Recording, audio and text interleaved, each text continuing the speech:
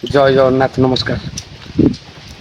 ଆଉ ଏ ଦୁଃଖମୟ ଜୀବନରେ ସବୁଦିନ ତ ଏମିତି ଦୁଃଖ ସୁଖ ଲାଗି ରହୁଛି, ସେ ଅଲଗା କଥା। ଆମେ ବହୁତ ଦିନ ହବ ଗୋଟେ ଜାଗାକୁ ଭାବୁଛୁ ଆସିବୁ ବୋଲି କିନ୍ତୁ ଆସିପାରୁନାହୁଁ। ଅତି ଆମର ମାନେ ନିଜ ଛୁଆ ବେଳୁ ଏଠି ବିତିଛି। ହଁ, ଆପଣ ଗେସ୍ କରିପାରୁଥିବେ ଆମର ଏଇଟା ହଉଛି ଏଇଟା ଆମର ହଉଛି ଅର୍ଜୁନ ପଠ।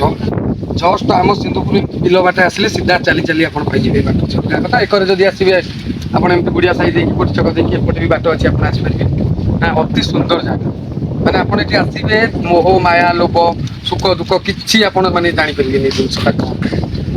ବର୍ତ୍ତମାନ ମାନେ ଏଠି ଆସିଲେ ଏତେ ସନ୍ତୁଷ୍ଟ ମନେ ହଉଛି, ଗୋଟେ ଅନୁଭୂତି ମୁଁ ଆପଣଙ୍କୁ କହୁଛି। ମାନେ ବିଶ୍ୱାସ କରିବେନି, 5-6 ବର୍ଷ ପୂର୍ବେ ବି ଆମେ ଏଠାକୁ ସବୁ ଆସୁଥିଲୁ। ହଁ, ଏଇ ଯୋଉ ଜାଗା ଆପଣ ଦେଖୁଛନ୍ତି ଏ ଘର ନଥିଲା। ହଁ, ଏ ଘର ନଥିଲା, ଏ ଚୁଲି ଥିଲା। ଏଇଠି ଗୋଟେ ଛୋଟ ଟୁଙ୍ଗି ଆପଣ ଦେଖିପାରୁଥିବେ, ଖାଲି ଇଟା ଥୁଆ ହେଇଥିବ। ସେଇ ଇଟା ଗୋଟେ ଟୁଙ୍ଗି ଥିଲା, ଏକର ସାଇଡଟା। ସେଇ ଇଟା ଗୋଟେ ଟୁଙ୍ଗି ଥିଲା, ସେଇଟା ଆପଣ ଦେଖିପାରୁଥିବେ। ଆଚ୍ଛା, ସେଇ ଟୁଙ୍ଗି ଥିଲା କେବଳ ଏ ଜିନିଷ ବି ନଥିଲା, ଏ ଜିନିଷ ବି ନଥିଲା। ଆମ ପୂର୍ବରୁ ଯେ ଜାଣିଥିବେ ସେ ତ ଟୋଟାଲ ଜାଣିଥିବେ ବିଷୟରେ, ମାନେ ଏଇଟା କିଛି ନଥିଲା, ସେ ଅଲଗା କଥା। ଏ ଜିନିଷ ଆମେ ଯେତେବେଳେ ଆସିଥିଲୁ ଏ ଜିନିଷ ନଥିଲା।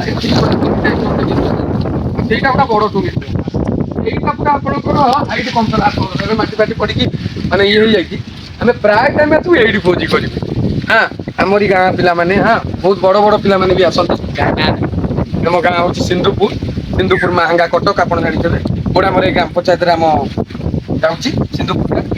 ବର୍ତ୍ତମାନ ଜିନିଷ ମାନେ ଗୋଟେ ଇଚ୍ଛା ହେଲା, ହଠାତ୍ ସେ ଭାଇ ଜଣେ କହିଲେ ଭିଡିଓ କରିବା। ମୁଁ କହିଲି ଠିକ ଅଛି। ଆଉ ସମୟ ହଉନି ତ କର୍ମ ଭିତରେ, ମୋର ତ ପୁରା ଡେଲି ସକାଳୁ 5ରୁ ଗଲେ ରାତି 10 ମାନେ ଠାକୁରଦାରୁ ହେଇଯାଉଛି ବେଳେ ବେଳେ, ସିଏ ଅଲଗା କଥା। ତ ଆଜି ଆମେ ସମସ୍ତେ ଏମିତି ଭାବିଥିଲୁ ଜଷ୍ଟ ଆସିବୁ ବୋଲି ଏମିତି ଭୋଜି ପାଇଁ। ତାପରେ ଏଠି ଆପଣ ଯୋଗାଯୋଗ ନହେଲେ ଆସିପାରିବେନି, ଇଏ ବି ବହୁତ ବଡ ଠାକୁରଙ୍କ ସ୍ଥାନ।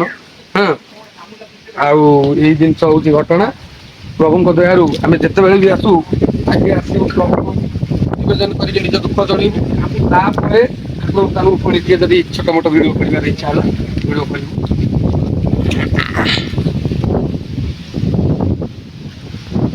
ଜୟ ଜଗନ୍ନାଥ ନମସ୍କାର। ତ ଇଏ ତ ଆପଣ ଦେଖିଲେ ଏଇ ସବୁ ଘଟଣା। ଏଇ ଜାଗା ବିଷୟରେ ମୁଁ ଯେତିକି କିଞ୍ଚିତ ଜାଣିଥିଲି ସେ ସବୁ କହିଦେଲି। ସେମିତି ତ କହିଲେ ବହୁତ ମାନେ ଜାଣିପାରିବେନି ଆପଣ, ରାତି ପାଇଯିବ। ମାନେ ମୋର କହିବା ବିଶେଷ ମାନେ ସରିବନି।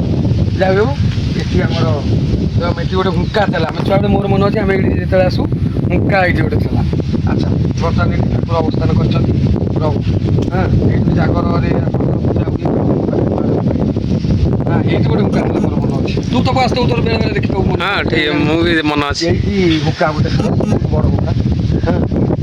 ଇଏ ତ ଥିଲା ଏ ଜାଗାର କାମ।